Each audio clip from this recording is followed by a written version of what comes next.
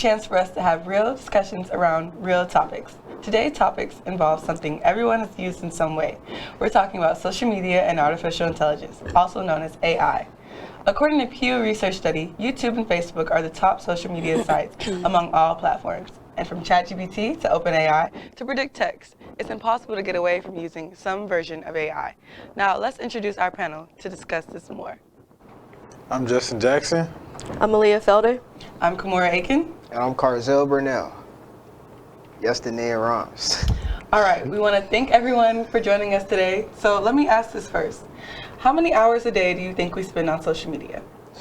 Truth be told, I might spend a little bit more than I think I do. I just checked my screen time and the number was 4 hours. But like I said, I thought it was like 7, 8. I don't even know. It might have been close to being a whole shift. So I spend a lot of time on social media. Mostly it's just on TikTok though. I don't know about y'all, but like I really go on TikTok like a lot. Yeah, TikTok for sure. My daily average was like two hours, but my weekly was like 8 hours, almost close to 9 hours. But like not only just like social media, but like YouTube and like Netflix and stuff like that. Like those definitely are like the leading things. Yeah, I'll probably say I'm on my phone a lot more than I think I should be. I think probably around like 7. I ain't gonna say probably 7 hours a day at least. But I think I watch a lot, like she said, like a lot of YouTube, a lot of TikTok, and I just be scrolling for like hours on end. So yeah. Yeah, I definitely spend about like around 5 to 7 hours on my phone, and it's probably just me doom scrolling on TikTok too. Like there's so much like to consume on like the internet. It's so like crazy. And I would definitely say like Instagram, Pinterest. It's just, I don't know, like once I start looking at my phone, It's wherever your eyes take you. Yeah. That's where we go next. Okay, now let's get into this class discussion. Jamie Foxx recently used AI in his promotion from his upcoming concert. And truthfully, fans, or rather I say lack of fans, have spiked a notice in the media. Other artists are shying away from the uses of AI, such as Selena Gomez, commenting that it was scary when she heard her computer-generated voice over the song with The Weeknd. So this begins to raise the question, will we soon be following AI artists? Oof, I hope not. Yeah, I hope not. Like I think it takes away like the authenticity of like a true artist way and a true artist voice and the passion that comes with it.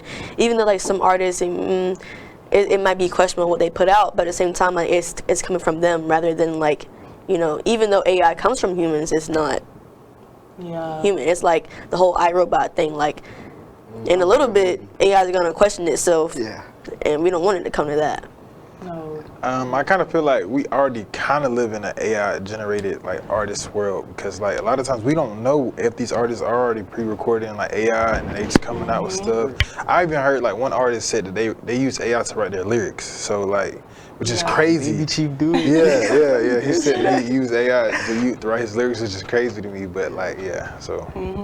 Like I said, I hope not. And to piggyback what she said, that is scary. Like to think that something could create your voice and like make it believable to the point where like people actually like, is this their song, bro? Like, oh no, I dropped that. That. That is really scary. And shout out iRobot. That's a good movie. Great pull. Yeah. No, really. Like I would say that. Like just seeing like not even just the songs that are being created, but like Jamie Foxx, like he created like an entire concert like of us being there, like, and that's even scarier. Like so many other artists are using it as like a marketing tactic to perceive that they're having a lot of people there and they're really not, and it begins to make me wonder like, can I even go to that concert? Like, are people even going to show up? Because at one point you knew that people were going to show up to the concert, and now it's kind of like, are people really there? Like, are they really worth going to see? And on that same topic of us talking about music, we recently had a rap beef that shook the culture between Kendrick Lamar and Drake. With diss tracks coming and streaming numbers rising, Drake sued UMG for defamation and using bots to inflate the numbers on the hit song Not Like Us. So how do y'all think music bots and AI inflate streaming numbers and music sales? And what do you think that means for HBCU students and consumers of music and culture? Well, first off, They Not Like Us was a great song, so I felt like when Drake made that statement, he was a little butthurt. I ain't gonna lie. But truth be told, I do think some AI-generated numbers was definitely made there for that song, because I don't think everybody would agree it was that big of a hit. But with that being said, I don't know if it'll be like a big effect on HBCU students or consumers, but as like the masses as a country, yeah. Like for everybody to be like so dependent on AI and for it to have so much rapid growth, like the attention that it's creating is really scary. Like everybody knows about it, like even grandparents know about it. I agree. So it's like, it's not just HBCU students, I think that'll be affected. I definitely agree with that because I feel like once it becomes like commercial, like okay, this was like a Super Bowl performance. It was like a whole marketing scheme when it comes to like beef between this person and that person, and it's like okay, the Drake versus Kendrick was like it got to the point where it was like Marvel versus DC, or like Captain America versus Iron Man, or it was just like if you're feuding with somebody, you're gonna think about Drake and Kendrick, and so it's like once everything becomes commercialized, it's like okay, you have those type of like you say consumers, but I really don't think it was like totally that big where it was like with the AI, you know what I mean? Yeah. So I definitely can agree with you. Yeah, I kind of agree with what you're saying about like him being butthurt. I don't think it was more so the fact of like the streams or people like faking the streams. I think it was more so that Drake just wasn't like in the right headspace. I feel like he was a lot of stuff that was said in that song was kind of harsh to him and his, you know, his MO. So yeah, I just think that it was a lot more so on Drake's part on that behalf. Yeah, no, I definitely feel like I don't really know. Like I always hear about like the bots being used to get like more streams and stuff, but like at the end of the day, like, is that really benefiting Kendrick, or is Kendrick just really popping like that? Like, was it fake, or was Kendrick just better than Drake, and Drake is just butthurt? Like, and I don't really know how it's going to affect us as HBCU students. I definitely agree with what everyone said about how it is affecting like a wider mass of everyone, and just like society's trust on like the media that we're consuming. Like, is it going to be as authentic as it is? And I definitely feel like Not Like Us was as authentic, and it probably did get as many streams. And Drake is just calling it fake because he's mad. Like, He's mad. And I'll also, I mean, interrupt you, but also to add, I think one way that it did affect HBCU students was like, okay, for example, like pro bass or Greek like pro bass. Like some of them had like the same lyrics as not lyrics as Not Like Us, but it was like similar, if that makes sense. Like I remember like whenever our like new number presentation, we did like a concept of not like Us, but it was like similar to how it was, if that makes sense. So I think it was like a really good influence on like the culture itself and like what we can say. Like I think some like elementary school teachers are like using the concept of that song or like different like, you know, songs like that to teach kids like phonics and stuff like that. Okay, so do y'all think that like other artists are using like buying streams? Yes. Oh yes, for sure. For certain. It's like the same concept on how like people can buy like a blue check and they have like 17K and like they only get like 180 likes. And how is that possible? The problem now is like there's no. I don't trust. There's no real. There's Yeah. nothing that's like stopping influencers now and like normal people from getting that blue check. Like, there's nobody that's stopping like. You're not earning what used to be deemed as the highest standard. Like influencers are rubbing shoulders at the Met Gala. They should not be rubbing shoulders at the Met Gala. Like certain things are like literally honored to even get there. And like artists wasn't like they used to have ghostwriters. Now they have AI writers. There's nothing that's authentically being put out. Like there's no true art. Like, but with that also being said, to continue talking about the music industry, recently in the headlines, media giant iHeartMedia is making a strong move to not play any AI artists or any platforms to create AI personalities or for on their radio stations. So what do you think about this move, and should other platforms make the same approach? I think that move speaks to the authenticity we were talking about like, as a group that we're kind of questioning at this point with AI. And I do think other platforms should take this approach. I think it shows that you're trying to stand for, like you said, the real art being pushed out. You don't really want to praise something that's fake too much, because then that's what you'll be known for. So. Yeah, I mean, I agree completely with that. Like iHeartRadio, I don't know a lot of people that listen to radio, honestly, but I don't think it's mostly like Bluetooth aux and stuff like that. But iHeartRadio is a big like the awards, and I know like whenever the awards come out, they have like a bunch of like or I would say C-rated artists, C or B-rated artists that usually perform before like the big artists perform, or just like live music like that. So I think iHeartMusic, I can't really add on much to that because it's just agree with what you said. I think that like the platform, trying to find the authenticity in like artists is kind of hard, like I said, in today's time, because you don't know what an artist is doing behind closed doors with their voices. And like, say for instance, if somebody can sing, what they think they can sing, but then they really can't sing. So I mean, it's so like up and down in today's society about basically the artists and keeping things. But I do agree with him. Like, I think that the authenticity and trying to keep it real is like it's showing a lot. It's making a lot of strides. Yeah, it's like the new auto-tune, I guess. Yeah, The new auto-tune. and like, I definitely admire that like they're taking this stand, because like how Aaliyah said, so many like lower artists are getting their start by being on iHeartRadio or like SoundCloud and other platforms. Yeah, It was like, it was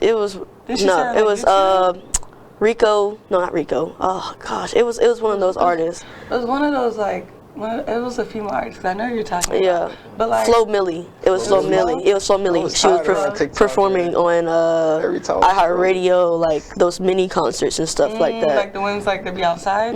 Yeah, because like that's how a lot of artists get discovered, and I feel like this whole fake AI artist thing, like my dad was showing me some song the other day, and I'm like, okay, like this sounds really good. Like, who is this? He's like, I just made it. I'm like, what do you mean you just made it? Like, I'm thinking it's like Sade, Cleo Soul. No, this is something that he like just sat down and put a voice and gave it some lyrics, and I'm just like, why? Like, how? Just like whenever like Scary. how people are like AI using like Michael Jackson voices. Like I'm just like, dude, come on, man. No, like. Michael Jackson, come on now. The Martin Luther King one where they keep putting him in pictures, like. Come on now. No, like. Cause y'all know, like, See, Kobe AI is crazy. the Young Thug, when like, you know, remember when Young Thug came out with all those like voice calls in prison? Like- I heard it like that like- was generated AI. Like somebody was calling in, like acting like he was using AI saying that he was Young Thug, and like that wasn't really his voice that he was using. That's Especially scary. like when him and Mariah, the scientist, they got to the beat. they said it wasn't him making those calls. Oh my Yeah. gosh, because that was like that meme where it's like, oh, am I your baby? Okay, as the rise of AI is happening, some creators have warned us that it will become too powerful if it's not regulated. And do you guys think that AI will eventually have more authority over us human beings, or do you especially think with AI being responsible for, let me re-say that, okay? Let me slow down. Especially with AI being responsible for a lot of financial transactions, such as Cash App. I do think low-key AI might have a little bit more say so than human beings when it's all said and done. Because there's a lot of people jumping on that bandwagon. I don't want to be the bearer of bad news, but since Tesla was made, we started getting real lazy. Like, people don't even want to drive no more. They'll trust a computer to drive. That's actually, I mean, hey, if we thinking about that, that's trusting more say-so over a human being. So, I mean, at that point, it's getting to the point where it's like, do we want to, as a country, really put our faith into something we made or created in a computer? Or do we want to trust our own capabilities? That's really what I want to see as like a human being race, what we do. Yeah. I think it's going to be a lot to control, because you got to understand, like, jobs in today's, like, I think a lot of jobs are going to be taken away due to AI. Yes. Like, even in journalism, I feel like I a lot agree. of writing and like even in like workplaces and stuff like that, I feel like it's going to be way harder to get jobs, because they're going to, if a human can't do it and they can find a way for a computer or a robot to do it, they'll most of the time. Yeah. And faster ways to do it, produce a lot more and easier things. Yeah. And I would also like to add, like what you said about like the jobs market and stuff like that. The job market already right now is terrible. filth. It's filth. But it's like, okay, they just dropped like the majors that are not considered like professional anymore. Yes. So like that's gonna like affect so like and most of it is healthcare. So like think about, I don't want an AI robot like taking my vitals. No. Like I don't want them performing surgery on me. So it's like it's just taking away a lot of the things. They're really like slowly killing us off. So we probably might be cooked in the next like 20 years. So y'all better go ahead and enjoy life right now. So But this makes me wonder the question, like, is it AI that we're scared of that's going to take over, or is it the people that's making the AI? both. Yeah. Both. Because we're like, as much as we consume, that's how much we're allowing it to take over. Like, how we become so lazy, how, like, there's already robots and stuff that are in hospitals and things and such that, like, are performing surgeries. And it's like, it does raise the question, like, is the next thing going to be, like, are we going to be sitting next to a robot one day in class? Like, after we go to grad school, like, if some of us are planning on going there, like, it really raises so many other questions, like, what is going to happen in the next couple years? Like, how are we going to move? Where are we going to go? Yeah. And, I wish I could remember the question I was going to ask because it was really good. But, like, it was along the lines of, have y'all seen this? It's this Instagram girl, like, she's a robot. I, like, used to follow her because, like, I thought she was just, like, fake, and they, like, just took pictures of her and put her on there. But she's, like, a real robot in LA. Like, she's like this light-skinned girl, and she has, like, freckles and stuff. And she, like, goes on live and stuff and talks to us, like, and it doesn't look computer generated. Like, it looks like she's sitting down how we're being filmed right now. And it's really weird, like, to see, like, how close we are to having a robot right next to us one day. So for the next topic, believe it or not, someone used AI to talk about AI. I won't call any names. It might have been me. But multiple studies have shown that social media algorithms can reflect racial bias, often suppressing Black creators' content while amplifying stereotypical or harmful material. For Black creators, this directly impacts visibility, influence, and career opportunities, even with talent and consistency. Success is not always equally accessible. How should AI-driven platforms be held accountable for the way they shape Black representation online? That's a really great topic. I would say that, like, I've recently seen, have y'all seen, like, how they've been making, like, the little AI videos or whatever, and it's, like, AI dogs or, like, AI cats or something, or, like, a Black girl, and, like, they're always making the dogs, like, ghetto, or, like, they're making them, like, hood, they're making them, like, ratchet, and it's really scary to see that because, like, they're just creating a Black woman, essentially. Like, they're making fun of us all the time, or they're making us deadbeats, or they're making us, like, just not in the best light that we should be shown. Yeah, I can agree with that. I think there's a lot of AI when it comes to, like, older, like, black people, like, especially Black women. I see a lot of the AI where it's like, I ain't gonna lie, I thought it was real one time. It was like they're like interviewing her for like a news station, and then it's like, I don't know, it's like the voice is so, like, generic. It's like a typical, like, if it was like Total Drama Island and they're talking about Black people, I don't know, like, it just sounds like they just hired like a Black voice actor, and it was like, hey, say like the most typical thing like a Black person says in like in economics. I'm just like, what? Like, what's going on? I don't know. I think it keeps it holds a lot of the perceptions of Black people, like the stigmatizations, like, say for instance, like they say that Black people are always angry, or that we talk a lot, or that we are always like over energetic. I think it, like, having that type of AI, I think it needs to be controlled, like, in a sense, like, say for instance, we can have the same type of conversation as a white individual or Hispanic individual and be just calm. I think that they just have to, the representation, I think they have to balance it out, you know? I don't know if it got hot, but it got hot here. But I feel like overall, to hold people accountable for, I guess, the things they put out with AI should be like a gauge that we have. Just because, like, it's a lot of controversial stuff. We just talked about Young Thug, you feel me? And, like, basically, like, he had a lot of controversial stuff on his name. And if it was AI generated, like, that would have been pretty bad to come find out that that's not true, and a lot of people believe that. So, yeah. No, I don't know. definitely. Maybe the computers might have got a little hot. We talking about them too much. And no, you think technology's trying to get us? It's trying to get me.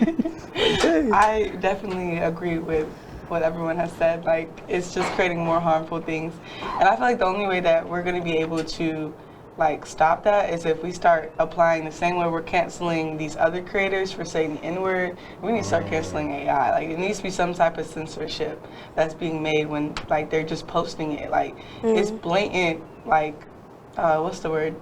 It's blatant.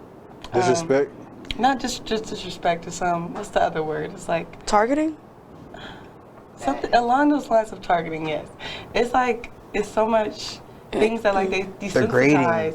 Degrading on the internet. And it's like, how are we just allowing these like stereotypical things to be constantly posted about us? So as AI has been taking over everything lately, from helping us with studying with apps like ChatGPT to the crazy filters that people use on Instagram and TikTok, some students swear it makes school so much easier, and others feel like it's starting to make things feel kind of fake. What do y'all think? Is AI really helping us in college, or is it creating more problems? And how do you use AI in your classes or on social media? I think it's more so. I think it's kind of harming us in classes a lot. Because me personally, I have overused ChatGPT with times when I shouldn't have used it. I think it's hard for us to learn the real basis of life. And say, for instance, when we get our degrees and a lot of stuff that we're learning, if we're using ChatGPTs to like do our assignments or to do our readings for us, like we won't really understand the what's the word I'm looking for? The material that we're trying to get out, you know. And so for our jobs and stuff, we won't be able to do our jobs correctly because we didn't sit here and rely on ChatGPT or AI to do all of our work this whole, 4 years. So I think that we basically need to get out of that kind of, I think we need to have restrictions on it, kind of more so allow us to find it for like sources and media and stuff like that. But I think that we should need to have it to where we can still do our own work and it be reliable for us to do it ourselves. Yeah, I can agree. Like, I feel like now we all have like a problem with like actual critical thinking. Like I feel like ChatGPT like just gives us like a basis, and it can be like I can add on more, and it's like more dopamine that it's like, okay, yeah, add on more. Okay, you got more? Okay, more. Okay, more. Like it's just like more, and it's like, okay, well, I guess I'll get an A. But like I can definitely agree with that. I definitely have overused chat for a lot of things, but I would say I help it for like a basis, but not too deep, because now I feel like I don't even know what I'm doing now. Yeah. It's like I don't have any like any thought on what I can do and what I can think. So yeah, I can agree with like the restrictions thing. Yeah, I do definitely take away like your critical thinking. I feel like for sure. Personally, I haven't used ChatGPT too much, and I'm not lying. I swear I'm not lying. I haven't. But I haven't had that many hard classes either, so hey, if I get some different classes, that answer might change. But I don't think it helps us as college students, because like we're in college to genuinely learn. So I feel like if we're not learning and we're using the computer, it's just not helpful. It's not beneficial. But yeah, I think there should be minor restrictions on if there's like any what's the word? Any troubles that come with using ChatGPT or anything like that. There should be like some restrictions on that. When did y'all start? Like, when did y'all first find out about ChatGPT? Senior year of high school. I think I was a freshman in college. Last year? Yeah, Mine was freshman year of college. Yeah. I would say like either like last year or sophomore year. Yeah, because before I was using Snapchat AI. Not gonna lie. Like, in all my hard classes, I was putting in the math. I'm not really good at math. I don't like math. I was putting in all my math problems, Snapchat AI. They can't hold me accountable. I already passed the class. So, I definitely feel like I was using AI, especially a lot last semester, and I was kind of like overusing it. I was abusing like what it was for, and I wasn't thinking at all at that point. Like I was using it so bad, like I was using it to tweak like my personal things, like my poems and stuff that I write. Like, and I just had to sit down and I was like, okay, how can I start using this in like a benefiting way? Because I feel like AI, as much as we talk about the bad, it's actually a really good thing to use. Like I still use it, and I feel like I personalized it in such a way that it understands how I talk, how I want things to be written, how I want a certain way. And I won't even use it like, I'll get the information. I use it as a search engine now. I don't even use it as like, I'm trying to just copy paste. Like I'm trying to figure out what is this going to help me with? Like, where do I find the type of information at? And it's just faster than like looking it up on Google. And like Google now has introduced Gemini, and Gemini will pop up first before you even get the websites that you're looking for. They'll be like, okay, this, and this, and this. And that's cool and all, and I feel like that's helped me with like some of my presentations that I have in my other classes.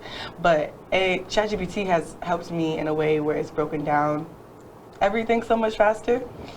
So that's been really beneficial. Also, like in my personal life, I do talk to ChatGPT There's no shame in my game. Yeah. Right. It's helped with a lot of my playlists that I've been wanting to be made. Sometimes it just finds music for me faster than I probably could. Yeah. And that was my follow-up question, like, how do y'all use it in y'all personal life, other than using it, like, for school? I think I use it for, like, sometimes I do like music, like to listen to new music, to know what like new artists has dropped, or like what songs to come out, or like what's popular. Cause like I don't stay up on music like as I should, so I be kind of figuring. Now when I hear new music, I'm like what's that song? Or I might, it's like ask Siri, like, hey Siri, what is this song? Yeah. So I do use it like I that. use mine for like for like grocery shopping, or like I want to build like a meal prep list or schedule and stuff like that, or how to go about like eating habits or healthy lifestyle habits, and how can I include that in like a busy life. I usually ask chat, like, can you give me like a certain schedule about like how to include these healthier habits and stuff like that. I use mine for probably music. Probably music the same. Just to, like, generate a playlist, give me something to get me right for the day, and then we'll go about our day like that. So that's how I use it. I have like unlocked so many, like there's so many different levels to ChatGPT now that like if I could show y'all my phone right now, it's just threads. It's just threads of me and ChatGPT talking, like. And to piggyback like what Aaliyah said, like I also use it for like my lifestyle things. Like I don't like write down in my like physical journal anymore that I used to. So like I've been writing in like on ChatGPT, which I mean, more people are kind of scared of that fact because like I'm kind of giving an artificial intelligence all of my personal information, but it's really helpful. It's kind of like having your own personal assistant, and like kind of always having something to chat with when like you may not be able to like put it into verbal words, like physical words. That's the best way to say it. So to move on to our next topic, from Greek life to marching bands, to student activism and to key campus events, HBCUs have very rich cultural ties. However, some HBCUs' history are lost. Some believe AI has become a weapon to preserve HBCU culture for generations to come, since it's able to handle archives and repair old pictures. Can AI use visual storytelling and documentation to help save and promote the HBCU tradition, cultural, and history? I mean, you could like make a video to like, I guess, promote the HBCU or the tradition and the history, but like, would it help promote it all the way? I don't know. Yeah, I don't really think it could. Like, I mean, I actually have seen like those AI videos where it's like historic AI, and it is like talking about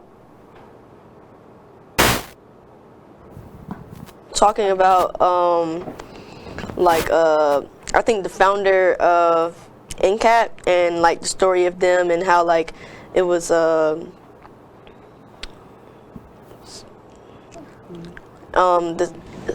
it was just like promoting like the benefits and the positive things, changes that they made to society. So I think that's a positive promotion about it. I personally have not seen any like negative promotion that AI has uses against HBCUs, maybe, or well, the Greek life thing, like how you're saying, like the baby Greeks and stuff like that, or just like talking to the Greeks and stuff like that in general. It's odd sometimes. Like it's very odd. I feel like the HBCU like culture and tradition, I feel like it's very hands-on. Like you have to be here to see it and experience it. Like it's nothing that you can put on social media.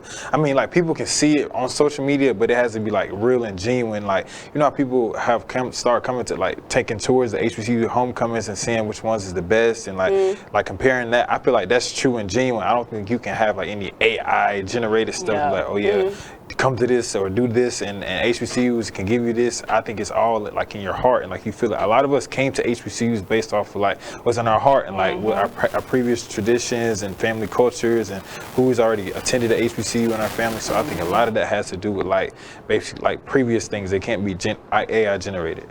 Yeah, no, I definitely agree. Like, there's no way that we can replicate what we've actually been experiencing here, like, at our HBCU. Like, it's so beautiful being here sometimes, like, despite some of, like, the hardships I feel like a lot of HBCU students may be facing. There's no way that AI can just come on and just, like, okay, this is a HBCU. Even when, like, I look up, like, I was trying to like make a flyer for something like HBC related, and I think also like Greek related for someone. Like they're not able to replicate because they don't know what it looks like, or like it's not catered to the to Black people. Honestly, I don't even think that AI like kind of is like I could ask AI to create me like a white fraternity or something, or a white sorority or something like that, and they'll be able to replicate it because it's more commonly known, I guess you could say, versus like what we're experiencing, what the history is at the HBCUs that Black people have started.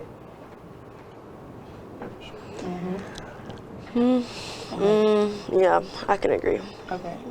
Carzell, do you have any? I mean, yeah, you know, everything you said was right, for sure, yeah. Yeah, like AI can't replicate soul. Yeah. It can't, yeah. It can't. That's so true, yeah. Like as hard as they try, it's always a joke. It's never real. Like it's. You see the AI like cues, and it's like the barking is regular dog barking. It's not gonna be the same thing that you hear here all the time. No. It's not. Even the shirt don't even be right. Like It's not. The Greek letters are not right. it's never. It don't even feel like. Yeah. And it has so much like history behind so much of the stuff that like we do at HBCU. So it's like AI can understand the history of what we kind of like we went through and the struggles and the things that we did to get here. You know. Yeah. So I think a lot of that you can't replicate that. They only know what's on social media. Yeah. So let's talk about some social media. Social media influencers increasingly push overconsumption, pressuring young adults, especially college students, to buy into lifestyles they can't realistically afford at times in today's economy. This trend reinforces classism and capitalism, disproportionately impacting students of color who already navigate systematic inequalities. At the same time, platforms glamorize healing journeys, turning personal growth into a performative, AI-filtered aesthetic rather than an authentic process. So, how can us young adults learn to resist these pressures and recognize what's real versus what's manufactured online? This is my topic, and okay, so I feel like there's a lot of overconsumption nowadays when it comes to like healthy lifestyle living. Everyone wants the whole skincare routine. Everyone wants Korean skincare. Everyone wants like skincare that's gonna get you a clear skin and glass skin like that in 3 months or 2 weeks. Everyone wants the glamorization of a performative healing, and I feel like healing has definitely became performative in a way. Everyone like glamorizes it as like, okay, wake up at 5 o'clock, go to the gym, do this, do that. You're gonna meditate. You're gonna do your skincare routine. You're gonna complete all these things before you have to go and get ready for work or your 9 to 5. And even in your 9 to 5, it's like you're gonna complete all your things, and whenever you get home, you're already meal prepped, and you're gonna have. Like, it's just like this and this to be perfect. I'm just like, healing is not that. I'm like, well, I'm on the floor crying right now. Like, this is not what an AI uses. Like, okay, if you eat a sweet potato every day, here's what it's going to do to your body. I don't know if y'all's For You page ever has that type of things on it, but it's like, it has it for mine, and it's like, gives it unrealistic results on everybody, but everybody's different. Everybody doesn't have access to Pilates membership or saunas every single day. Yeah. So it's like it gives this unrealistic thing, and it pushes it especially to like young college students, because our bodies are young and impressionable. So it's like, well, if you're able, you need to be doing this and this. You need to be walking to work and to school, even if you need to get 10K steps in a day. I'm just like, dude, like, this is like literally almost impossible for some people.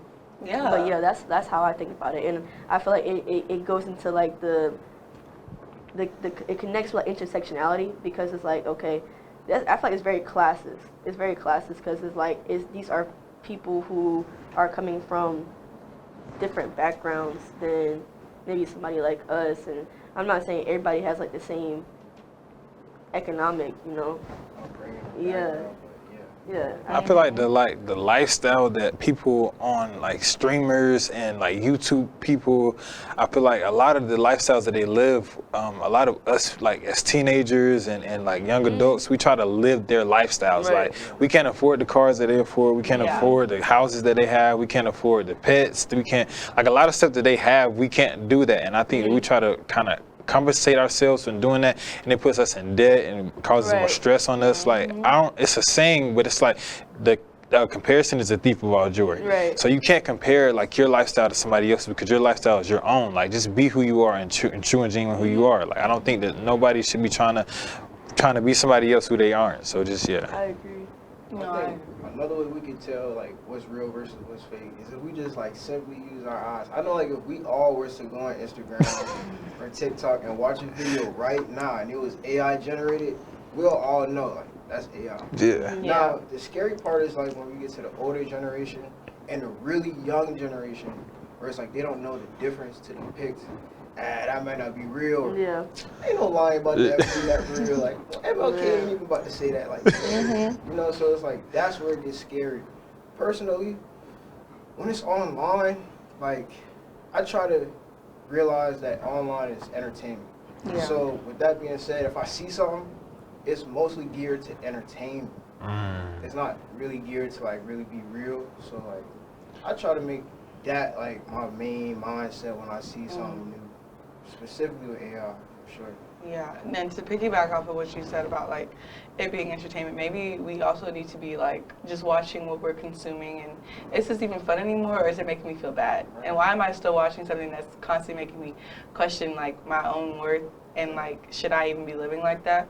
I feel like we've entered such a comparative like nowadays, I wouldn't even say nowadays actually, even before AI became like AI and like as popular as it is and we got AI generated videos, we were already in such a comparative state with social media because we're constantly watching and consuming these influencers that are living such a life that like we want to live so bad, and the whole time they're probably strung out on drugs, like on the other side of the camera. Like that was like heavy with like Tumblr. Tumblr was, like, one they of the most glamorized depressive. So much depression back then. Yeah. Like it was so sad. Like I remember scrolling on Tumblr just smiling like, oh my gosh, I can't wait to, you know, do this. I can't wait to, I don't even know why I was consuming so much of that at such a young age, but like it was what was trending, it was what was cool.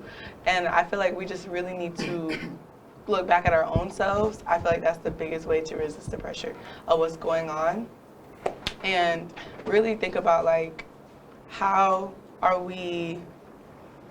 who are we at the end of the day, and is this making me happy? That's the biggest question that we need to be asking ourselves. Like, is this really fulfilling to us? Like, you know, like, is this really benefiting my lifestyle? And if it's not, then why are we still consuming? Why are we even giving it any energy at all? And I think that's something that like our generation's like kind of getting at. Like we're kind of understanding that like we don't need to live like this perfect lifestyle. We don't need to eat this way. We don't need to look this way. Okay, so we talk about a lot of we just talked about some of the negative things, and we talk about a lot of the positive things about social media, like, you know, how cute it is or the aesthetics of everything, but there's a lot of negative sides to it as well. We've seen a lot of young people kill themselves because AI have told them to. We've also seen reports of teens harming themselves because they're being bullied on social media. How do we deal with the negative sides of the apps and the technology? And this also furthers our other conversation. I feel like cyberbullying is a big thing in today's society. A lot of people post the negative content. Like back in the day, I guess like you could kind of bully. I'm not saying it's right to do it, but if you bully somebody, it was only like in school. But now everything is plastered over social media, and social media never goes away. So it's like if you post something about somebody or you post something that's discouraging about them, it ruins their reputation for years and years on end. And so it's like they can never kind of recover from it, or that's just become your stigmatization, or you are that type of person, or you know. And it kind of puts people in depressive states, and it kind of makes them kind of unfortunately lose their lives and kill themselves due to those type of circumstances. But I feel like cyberbullying is a big thing that's like it's not under control, and I feel like a lot of kids in today's society lose their lives due to that. I feel like cyberbullying has definitely always been a big issue, because I remember back, like, there was like this movie about cyberbullying, and it starred like the same actor that plays in Hannah Montana, like Lily, and I think she eventually wanted to like you know, take her own life, but it was just simply the fact. I think it was like 2008 maybe, but like cyberbullying has always been a really big issue because we have access to social media. Like ever since social media was like even created, it's always been there. You always have somebody. That's always like I think now like the big thing that people say is like curb stomping and stuff like that. And yeah, I definitely feel like the negative things that are the negative side that's going on with social media is just the cyberbullying. And I would say that I just watched a documentary recently about cyberbullying and how this mom was actually behind all this cyberbullying, and this daughter thought that she was getting cyberbullied because of the this girl that liked her boyfriend. And the mom has Munchausen. I'm not sure if I'm saying that word correctly. It's where like she feels the need to constantly control like her daughter and always be in the control. It's similar to like the Gypsy Rose. I don't know if y'all know who I'm talking about right now, but she, her mom also had the same thing. It was just the need to be in control of that. And I feel like the biggest way to deal with that is to just delete the app. You don't need that app on your phone. You don't need to have social media all the time. You don't need to consume that. Find something that is more like fulfilling to you that you might have. Pour into your hobbies, pour into yourself, pour into any aspects of your life that like feels like it's just more positive and more blooming than sitting down and looking at the screen all the time. Like, go outside, sit in some grass, go touch some grass, honestly. Like, we're such a digital age, like, we forget that, like, there's a whole world outside that people live every single day, like, they don't even have phones. There was a time where we didn't even have phones, and now we're so, like, consumed by this thing that like we don't even know how to function without it. Like we don't even know what to do without this phone. We don't even know how to talk to someone. We don't even know how to basically interact with a person without being like, oh, well let me get your Instagram. Instead of just being like, well I'll see you next time, and then we catch up and we talk again like that. That's what our parents used to do. That's what our grandparents used to do. That's what those parents do. Like there's no reason that we should be stuck to a box, a glass box. I hate my phone. I hate texting, actually. I would rather call someone than text them. I don't even care to do all that. How often do y'all do like social media, like I would say like once or twice a year. Like anytime there's like you like a school break, like winter break or like summer break, I would take like the whole break for like no social media, like stuff like that. But I haven't done it this year. I gotta do like a fast for the church I go to for 3 days every month, so I do that every month. So. That's really good. Cool. Yeah, because I kind of feel like it kind of recenters you. It kind of makes you feel like whole again in a sense. It's definitely like a dopamine detox. Yeah. Like dopamine is such like a bad like drug, so it's like all like every scroll is a dopamine going off in our head, so it's like we're so used to that. Like I think dude, it's like getting up in the morning, like it's like a newspaper, so it's like I ain't even brushed my mouth yet, like why am I scrolling on TikTok? Oh god. No, like I don't think that I've done like a clean I've never like deleted the app before. I don't know why, but like I am really kind of against that, but I've like deleted and removed it, like the apps off of my main page. Like I will try not to go on those apps. Like I just will try and consume something else. And like recently I've been trying to like watch movies and not have to scroll on TikTok unless like maybe a commercial comes up. Okay, I don't want to watch the commercial. But like it's so bad that like I'm sitting down with me and my homegirl, we watching TV and stuff, and I look down and we both scrolling. We just scroll. Movie's still going. I don't even know what happened in the movie. Now I'm mad. Like my attention span has been shot. Like I'm trying to like re-teach myself to not be on like social media, like to not be having to look at it all the time. And I said that I was gonna actually take a break like this upcoming winter because I've never done one before, and I was like, okay, well let me just lock in and just not go on social media. So for our last topic, it's gonna be a fast round. So TikTok or Instagram? TikTok. TikTok.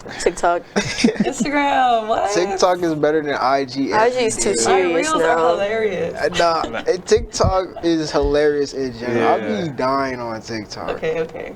So Facebook or YouTube? YouTube. I like Facebook. I feel like Facebook for like people mamas. It is. I be seeing my mama on Facebook. I be like, dang, ain't no way. I go on there to like check up on my family, you know, stalk a couple people from back home. Yeah. I like YouTube though. YouTube kind of died out. ChatGPT or Gemini? ChatGPT. Chat. Yeah. Siri or Alexa? Siri. I like Alexa. She cute, you know? Alexa left out, man. Thank you all for being here and being on this panel. You are watching BNN's Class Discussion, and have a great day.